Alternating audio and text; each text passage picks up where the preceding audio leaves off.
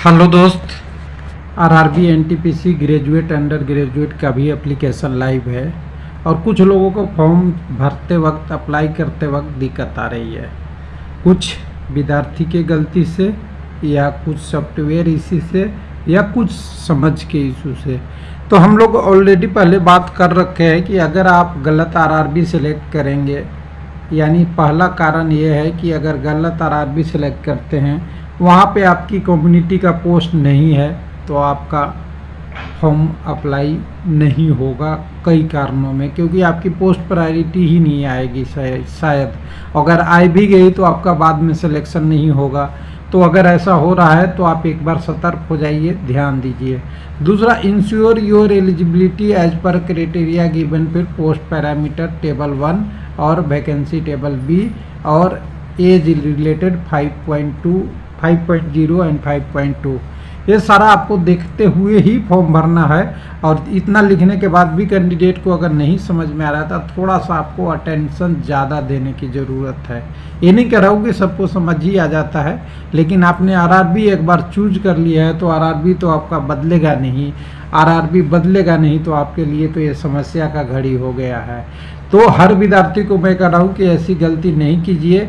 Form भरने से पहले आपको पूरी फॉर्म में वैकेंसी टेबल देखना बहुत ज़रूरी है। कम वैकेंसी है, कई सारे आरआरबी में आपकी कम्युनिटी का पोस्ट ही नहीं है। अगर कम्युनिटी का भी पोस्ट है तो कैसे कहाँ चला जाएगा उसको मैं दिखाऊंगा, आपको समझाऊंगा। तो सबसे पहले देखिए, कैंडिडेट का कमेंट आ रहा है, शायद इन्होंने हमें इंडिविजुअल भी किया है और बताया है कि मैं रेलवे में जॉब करता हूं। तो यहाँ पे आपको देखिएगा कि इन्होंने कहा है कि मैं जब अप्लाई कर रहा हूं तो ऐसा ऐसा शो कर रहा है कई सारे कारणों में, और कई सारे कैंडिडेट कर रहे हैं। यस सर, मेरा भी शो कर रहा है ये वाला। आरआरबी कोलकाता से अप्लाई इन्होंने किया है और आरआरबी कोलकाता में कह रहा है फाइनल एजुकेशनल क्वालिफिकेशन करके फाइनल कर रहे हैं। तो लिख रहा है कि you are not eligible for any the post under selected RRB. हो सकता है नहीं हो, एज के कारण से आपकी पोस्ट पैरामिनेट ना हो या आपकी एजुकेशनल क्वालिफिकेशन का कुछ इशू हो। बिल्कुल सिंपल सा इशू है। तो इसको ख़त्म कैसे कर सकते हैं?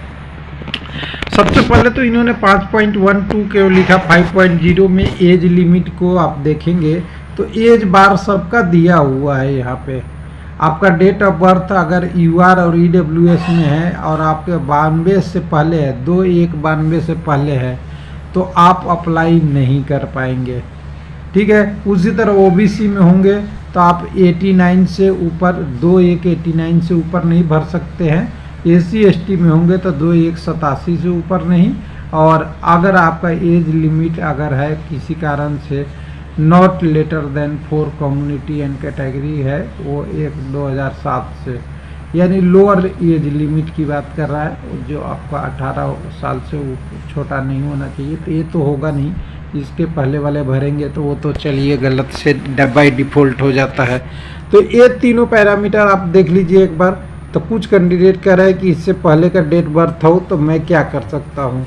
तो भैर आप एलिजिबल नहीं है, आउट ऑफ सर्विस हो गए। लेकिन अभी भी कुछ ऑप्शन बचे हुए हैं, उस ऑप्शन को आपको बताते हैं, फिर पोस्ट पैरामीटर पाएंगे। चलिए पहले आप पोस्ट पैरामीटर पे आ जाते हैं। कुछ लोगों को समझ में नहीं आ रहा है अभी भी कि जैसे मान लीजिए कोलकाता की बात कर रहे हैं या कोई भी आरआरबी सी में चले जाइए। मैं पेज को नीचे ले लूँ, बहुत वैकेंसी का पेज बहुत बड़ा है।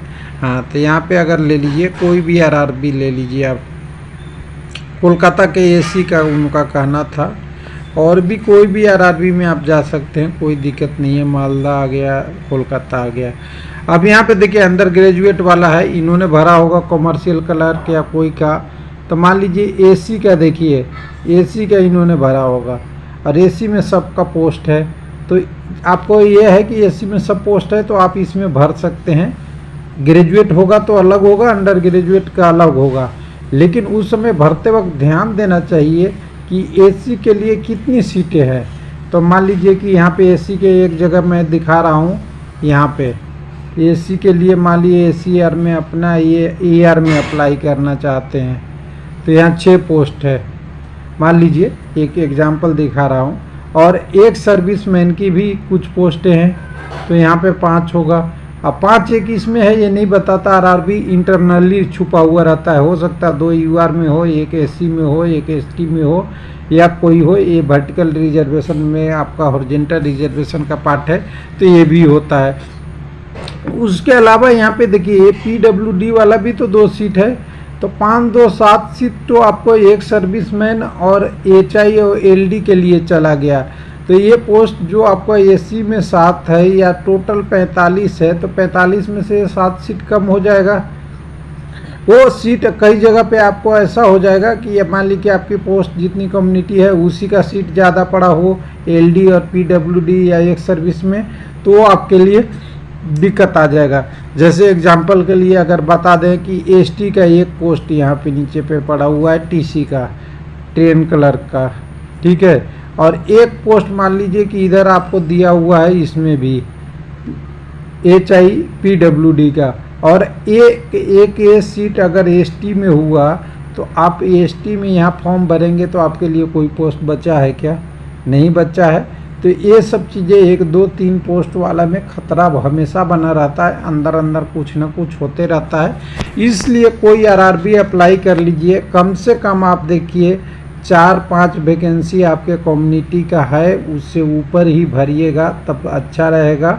न गलती में अगर आप सेलेक्ट कर लिए तो दिक्कत हो जाएगा।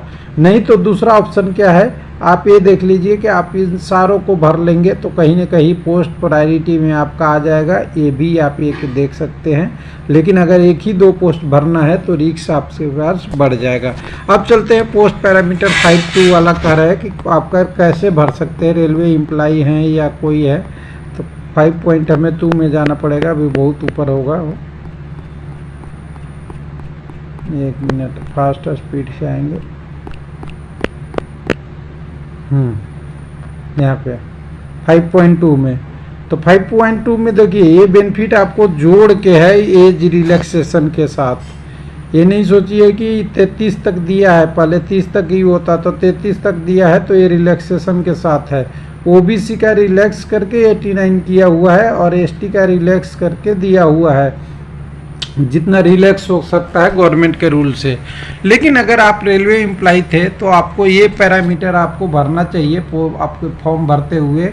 अगर रेलवे में आप काम कर रहे हैं तो स्टाफ विथ मिनिमम 3 साल का, 3 साल से अगर काम कर रहे हैं, वो कैंडिडेट बोले कि मैं 2023 से हूँ, तो 23 वाला तो कैंडिडेट को 3 साल रेलवे एम्प्लॉय काउंट ही नहीं होगा, तो फिर भी आप नहीं भर पाएंगे।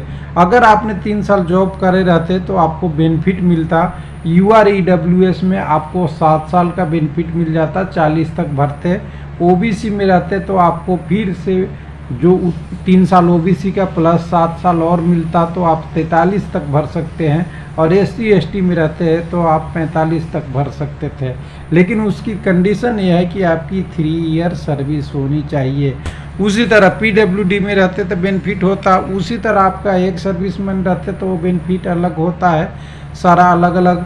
उसके बाद आपका ये 3 और 5 साल वाला ऑलरेडी उसमें जुड़ा हुआ है, ऐड किया हुआ है, इसलिए इसकी बात अलग से नहीं मिलेगी। तो ये सारा कंडीशन जो था मैं आपको बता दिया। बाकी आप कैंडिडेट हैं, फॉर्म भरते वक्त ये देखिए कि ये सारा चीज़ें आप फुलफिल कर रहे हैं तभी अप्लाई कीजिए। नहीं तो आरआरबी चूज एक बार आपने चॉइस कर लिया तो उसको चेंज करने का ऑप्शन नहीं है। कुछ लोग क्या करते हैं, एक बार एक आरआरबी से आधार कार्ड से भर दिए और दूसरी बार भर देते हैं आपका ड्राइविंग लाइसेंस या आपका पैन कार्ड या कोई और डॉक्यूमेंट से जो अलाउ करता है, तो ये गलत हो जाता है। आधार फिर आपका वेरीफाई नहीं होगा। हालांकि एग्ज़ाम सेंटर पे उस आधार से करेंगे तो हो सकता है आपके पास दिक्कत भी आए, नहीं भी आए, दोनों चीज़ हो सकती है, यानी एक रिस्क फैक्टर बन जाएगा। तो रिस्क फैक्टर से बचने के लिए आप आरआरबी को सही चूज कीजिए। थैंक यू, धन्यवाद।